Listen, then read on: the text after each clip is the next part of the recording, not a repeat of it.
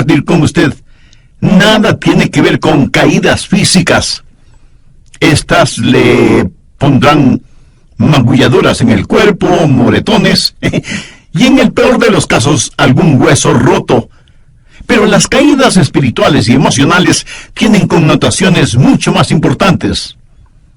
Y no me referiré necesariamente o exclusivamente a eso de no sentirse bien frente a ciertas cosas o cuando enfrenta ciertas situaciones.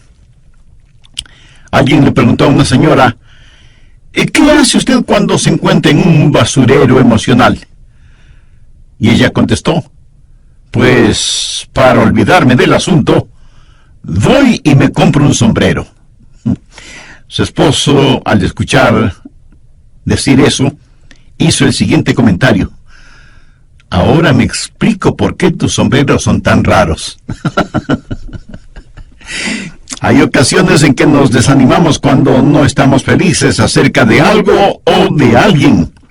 O cuando perdemos el trabajo o tenemos un accidente de tránsito. O cuando alguien nos dice algo negativo sobre nosotros. Pero no me refiero a esto.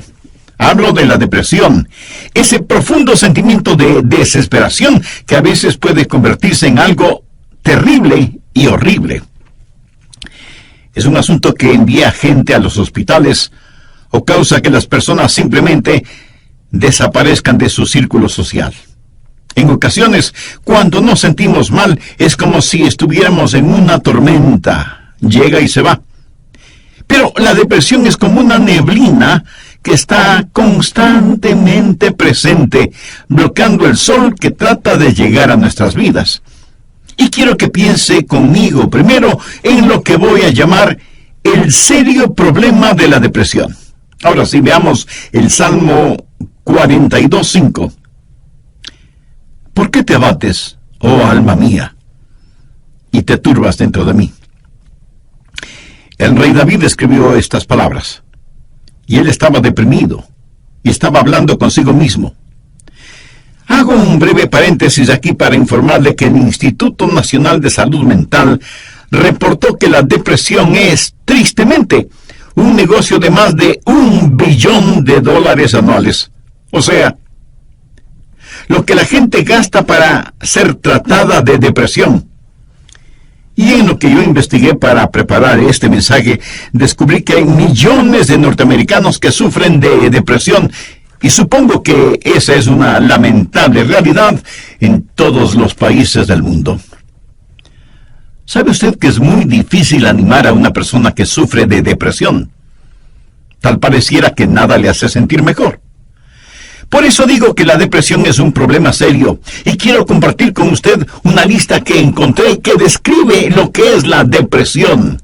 Esta lista le revelará si usted o un miembro de su familia o algún amigo sufre los efectos de la depresión. La depresión es un sentimiento de pasividad y apatía, un continuo estado de tristeza, una actitud de que nada está bien, o peor aún, nada vale la pena. Es un constante estado de desesperanza, un sentimiento de que a nadie le importo, o nadie me entiende, nadie me acepta. Es vivir en un constante estado de preocupación y de ansiedad. Eso es depresión. ¿Quiere saber si usted está deprimido? Aquí está la lista para que se haga una honesta evaluación. ¿Ha perdido toda iniciativa? Tal vez súbita o lentamente usted siente que quiere tirar la toalla. Siente repentinos deseos de llorar sin causa aparente. Se despierta de pronto por la noche y ya no puede volver a dormir. Se despierta por la mañana sintiéndose fatigado. Siente dolores no bien definidos en todo su cuerpo. Se encuentra a veces pensando en su propia muerte o con pensamientos suicidas. ¿Alguna vez suspira incesantemente o como si algo pesado le oprimiera el pecho? ¿Ha llegado al punto de no confiar en su propio juicio y le es un verdadero problema el tomar alguna decisión? Se vuelve a veces irritable y choca o pelea fuertemente con otros sin ninguna razón aparente. Está consciente de que nada, absolutamente nada le entusiasma. Permítame aclarar que esa no es mi lista. Pero estoy seguro que es la lista de alguien. Amigo, esa es la depresión de alguien que está deprimido o deprimida. Y a lo mejor alguno de quienes me escucha dirá: pastor, ese mensaje no es para mí porque yo no estoy deprimido. Felicitaciones. Pero sabe, alguien que usted conoce lo está. Y usted puede ayudar a ese alguien. ¿Está seguro o segura que usted no necesita ayuda en esta área? ¿Cómo puede levantarse cuando está caído? La depresión es una enfermedad mortal que manda a mucha gente a los hospitales y a otros a la tumba. Es la tercera causa de mortalidad en ciertas categorías y edades. Aquellos que hemos estado en el ministerio el tiempo suficiente, sabemos cuando vamos a una tumba a enterrar a un cónyuge, que no pasará mucho tiempo sin que tengamos que enterrar al otro. Y si usted me dice: oh, eso pasa con los incrédulos porque no saben lo que nosotros sabemos. Permítame decirle algo. Los hijos de Dios no son inmunes a la depresión. Moisés, ese gran líder del pueblo de Dios, experimentó tal estado de depresión que le pidió a Dios que lo matara. Jonás, poderoso profeta de Dios, también le pidió a Dios que le quitara la vida. Y Elías, sentado bajo la sombra del árbol, deseaba más bien estar muerto. El apóstol Pablo habla de sí mismo y su estado de depresión o de desesperación por estar vivo. Y Juan el Bautista estuvo en un calabozo. No una mazmorra literal, sino en un calabozo de desesperación. Juan el Bautista, el heraldo del Señor Jesucristo, llegó a dudar si Jesús era el Mesías. Y en las páginas de la historia encontramos que grandes hombres sufrieron depresión. Quienes predicamos la palabra de Dios, pensamos que Carlos Spurgeon fue uno de los más grandes predicadores que han existido. Pero este gran hombre lleno de viveza y calor humano tuvo períodos de depresión. Y en el área de la política, Winston Churchill fue el gran estadista que tuvo que dirigir Inglaterra durante la Segunda Guerra Mundial. Indiscutible líder, a veces tenía ataques de depresión tan grandes que no atendía a nadie en su oficina. Y él se refería a la depresión como el gran perro negro que me tiene entre sus fauces. Cuando el rey David en el Salmo 42:5 dice: ¿por qué te abates, oh alma mía, y te turbas dentro de mí? Exteriormente, cuando esto sucedió, él tenía la razón de estar deprimido.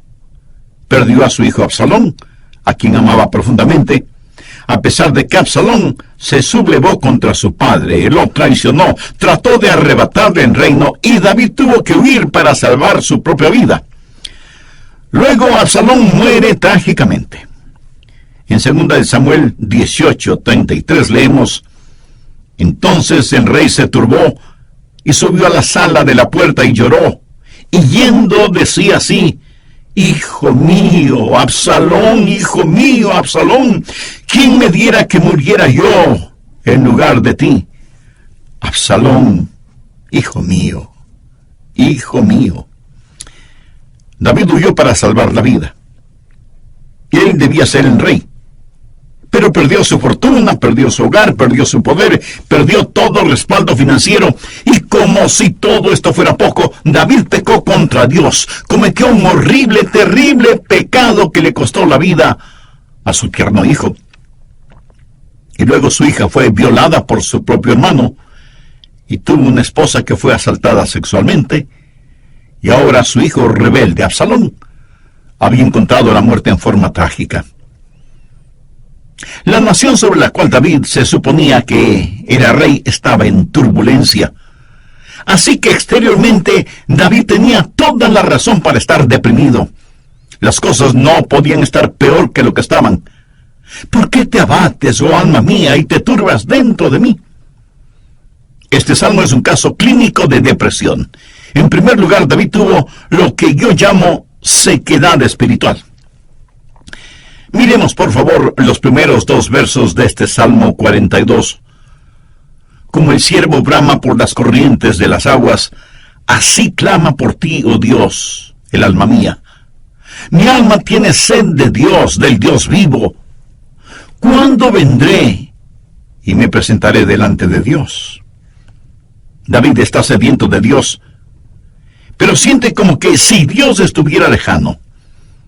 David se siente como un ciervo rodeado por una jauría de perros de caza. Siente su sequedad espiritual, siente el temblar de su alma y piensa que a lo mejor Dios ya se olvidó de él.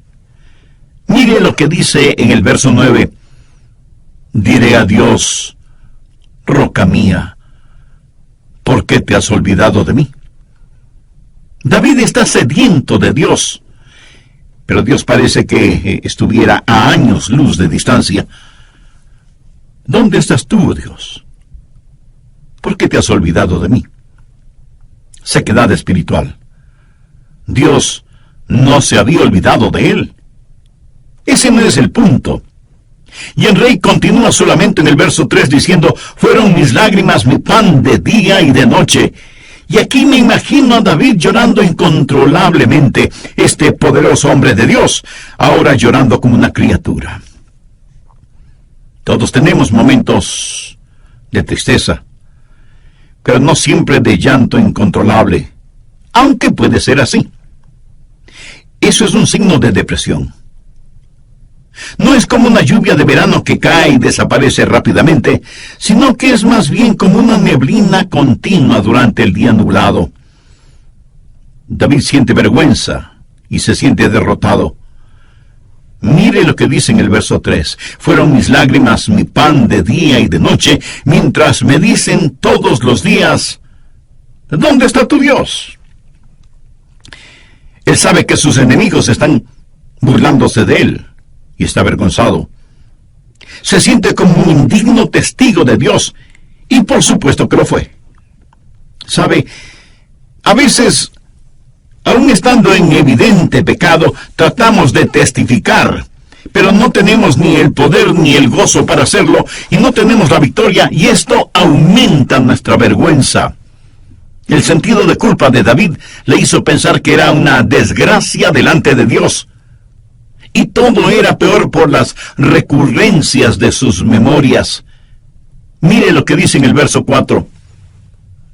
Me acuerdo de estas cosas y derramo mi alma dentro de mí.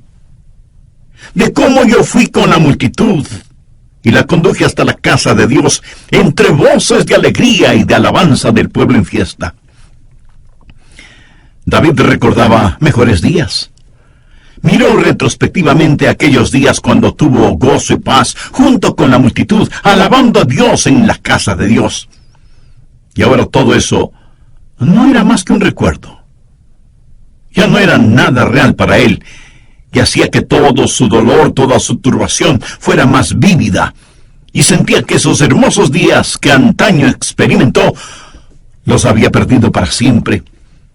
Y como si eso no fuera suficiente, él estaba abrumado por las circunstancias. Miremos lo que David dice en los versos 6 y 7. Dios mío, mi alma está abatida en mí. Me acordaré, por tanto, de ti desde la tierra del Jordán, y de los hermonitas desde el monte de Mizar. Un abismo llama a otro a la voz de tus cascadas. Todas las ondas y tus olas han pasado sobre mí. El río Jordán es llamado el río de la muerte. La palabra Jordán literalmente significa descenso y juzgamiento. Comienza en el monte Hermón, que está casi a 3.000 metros sobre el nivel del mar, y desciende por un tortuoso camino hacia el Mar Muerto. El Mar Muerto está a casi 450 metros por debajo del nivel del mar. Y el río Jordán fluye hacia el Mar Muerto, para no volver a aparecer. Así que, en la tipología bíblica, Jordán ha sido la representación de muerte y desesperación. Y David siente que está totalmente inundado por las circunstancias. Las aguas de Dios están sobre él. Está cubierto de problemas y no sabe hacia dónde dirigirse. Está absoluta y totalmente abrumado por las circunstancias. Y quiero decirle que estadísticamente, personas así son suicidas.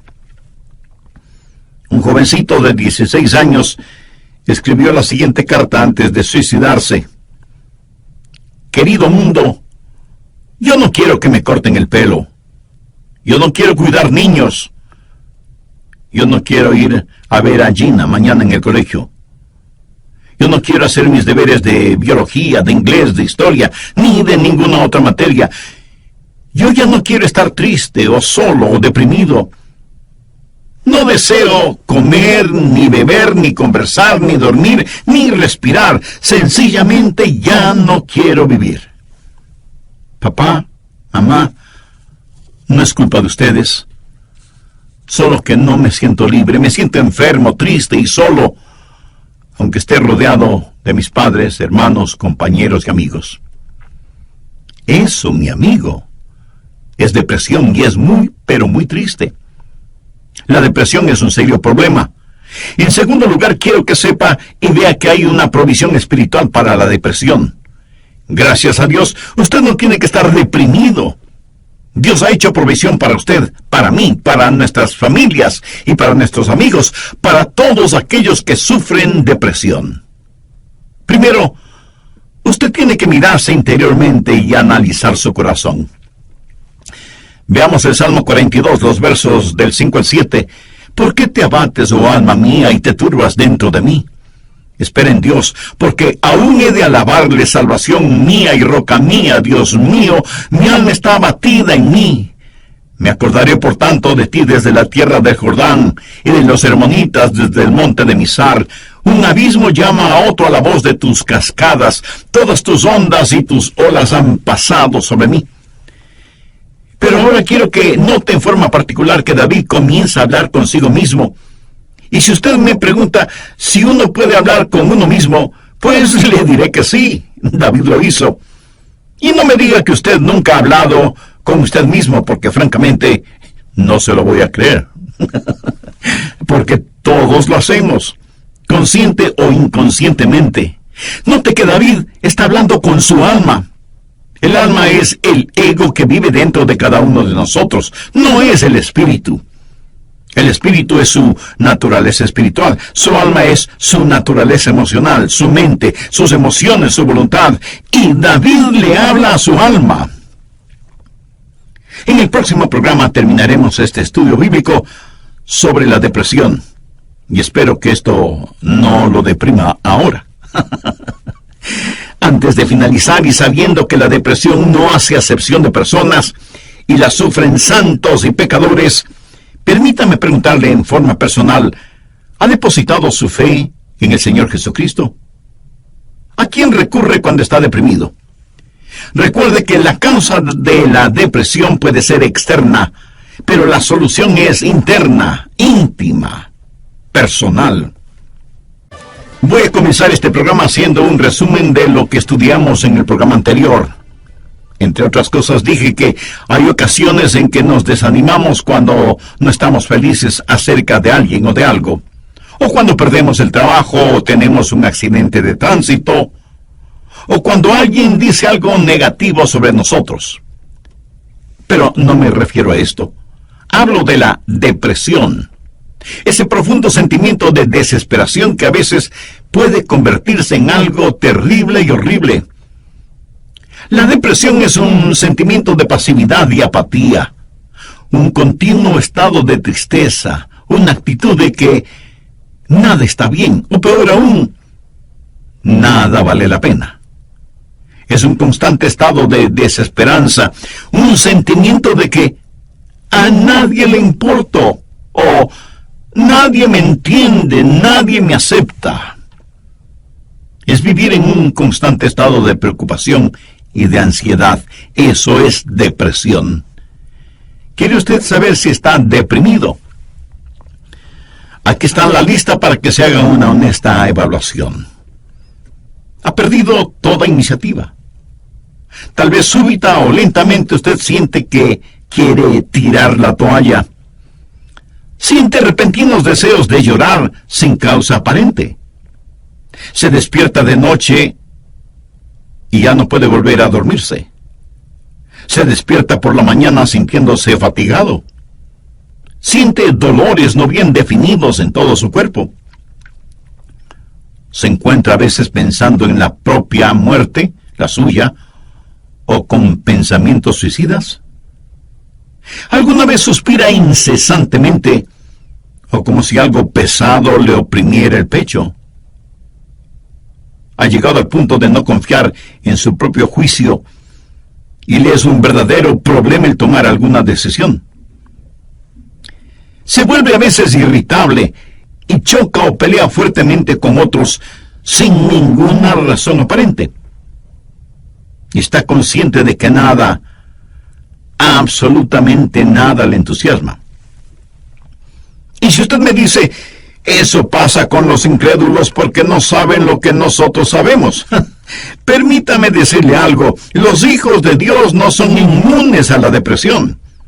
Moisés, ese gran líder del pueblo de Dios, experimentó tal estado de depresión que él le pidió a Dios que lo matara.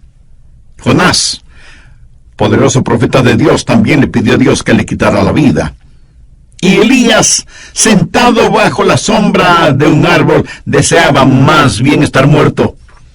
El apóstol Pablo habla de sí mismo y su estado de depresión o de desesperación por estar vivo.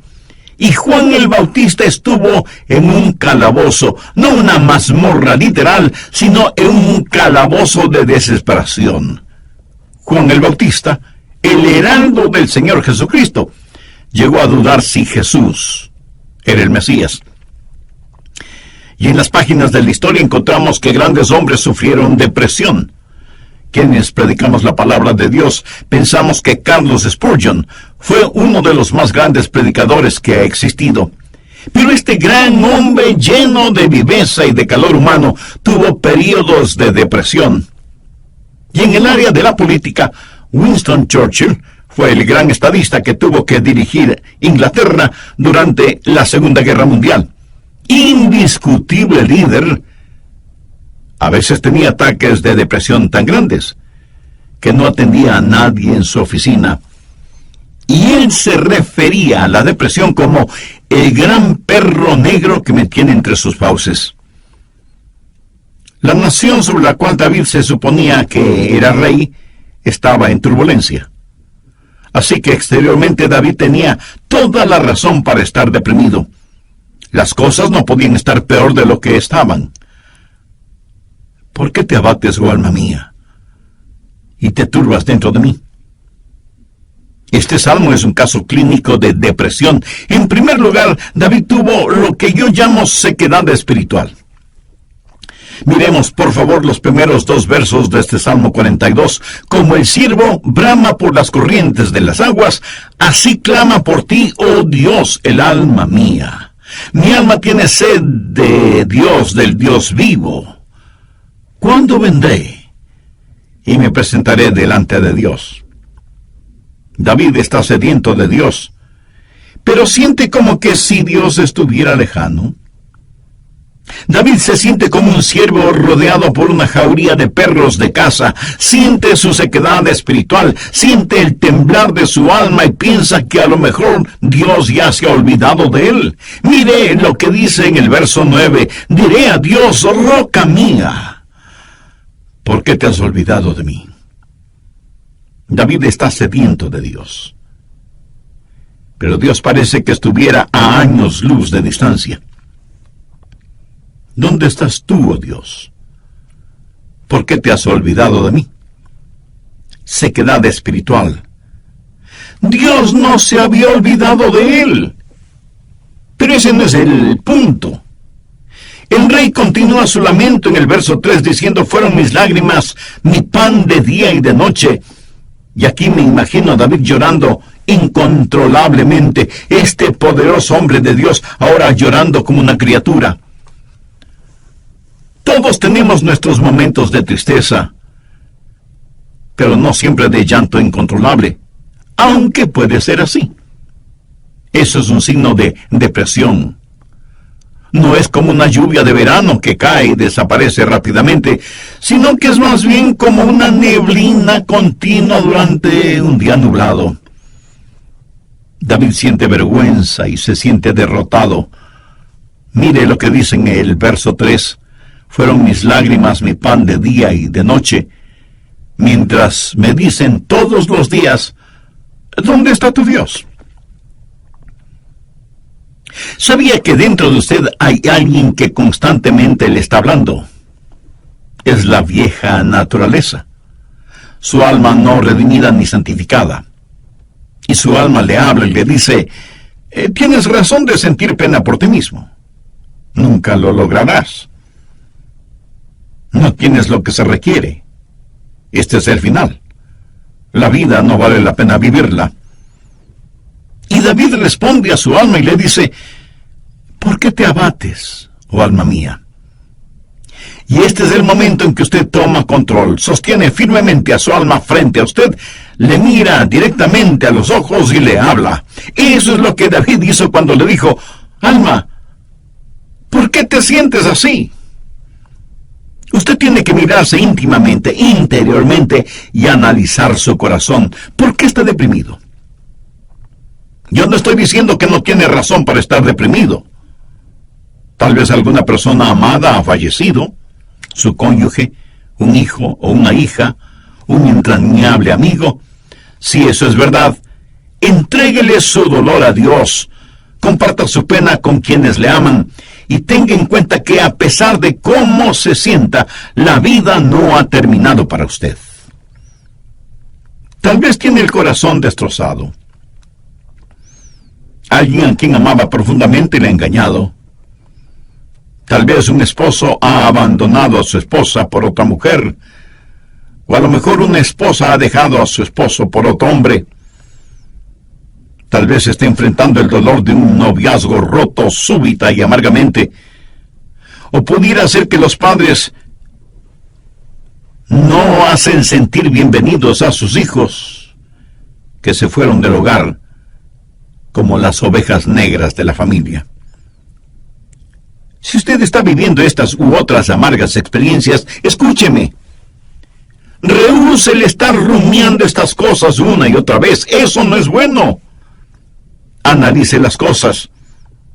Si alguien le ha destrozado el corazón, vea qué es lo que ha aprendido de esa experiencia y comience a buscar y tener nuevas amistades.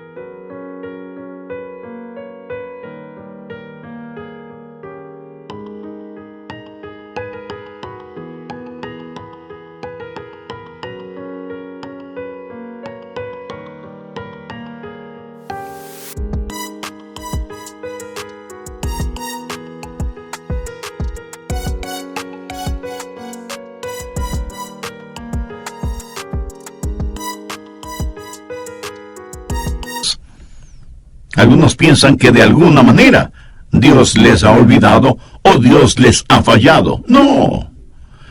Dios ni se ha olvidado de usted ni le ha fallado a usted. Pero David se sintió así. Mire la pregunta que hace en el verso 9. Dios, ¿por qué te has olvidado de mí? No, Dios no se había olvidado de David. Y si usted me dice, pastor, realmente no entiendo esto, yo le diré que no tiene que entenderlo. Es más, el hecho de que no lo entienda pudiera ser parte del juicio y de la prueba. El poeta norteamericano Robert Frost, en uno de sus poemas, dijo: era esencial para el juicio que usted no lo entendiera entonces. Tenía que parecer sin significado el tener significado. Esto no tiene ningún significado para usted. Verá, podemos confiar en Dios para cualquier cosa si entendiéramos el porqué.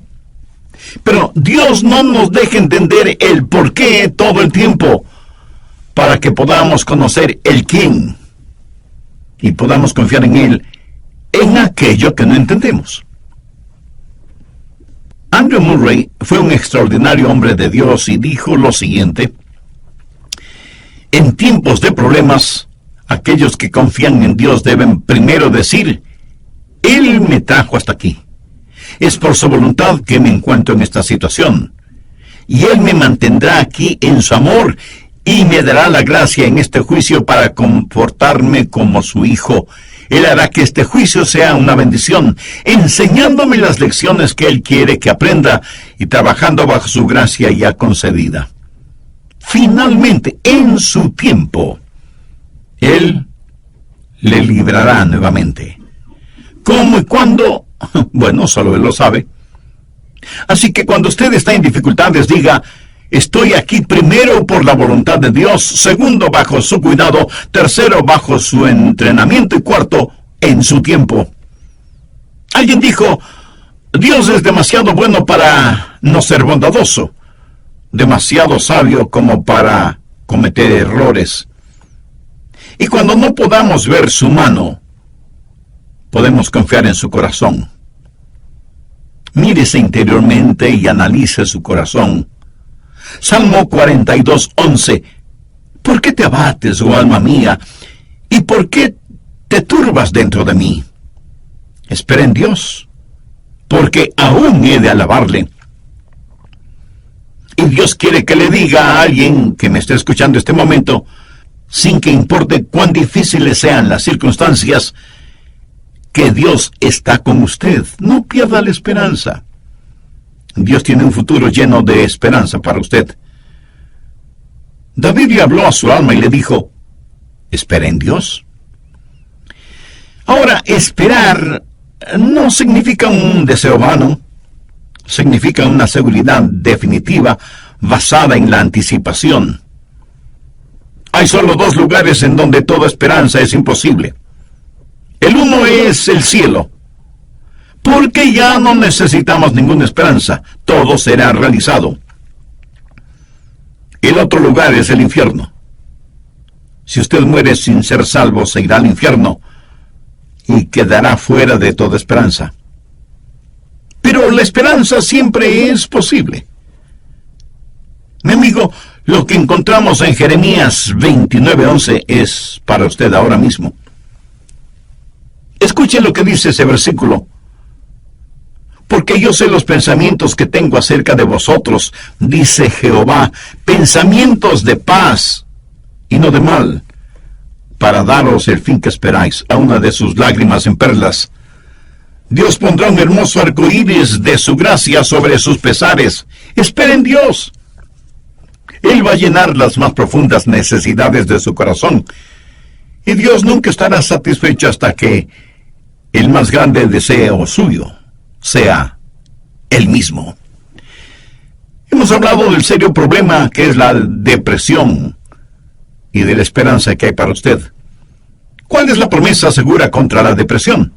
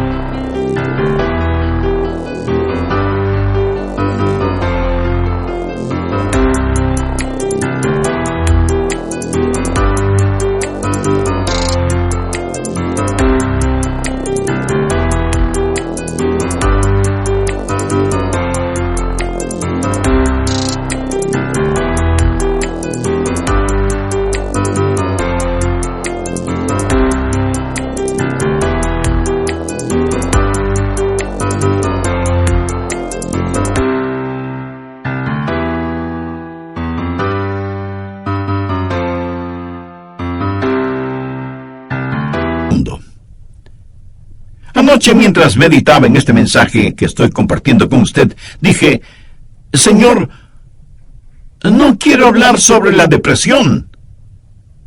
Quiero hablar más bien sobre algo feliz o algo realmente animador. Y el Señor me dijo, Adrián, hay alguien que necesita escuchar ese mensaje. Hay muchas personas sufriendo de depresión. Debes entregar ese mensaje. Así que, de Dios a usted, déjeme decirle algo. Si usted está caído, puede levantarse. Dios tiene una manera para usted.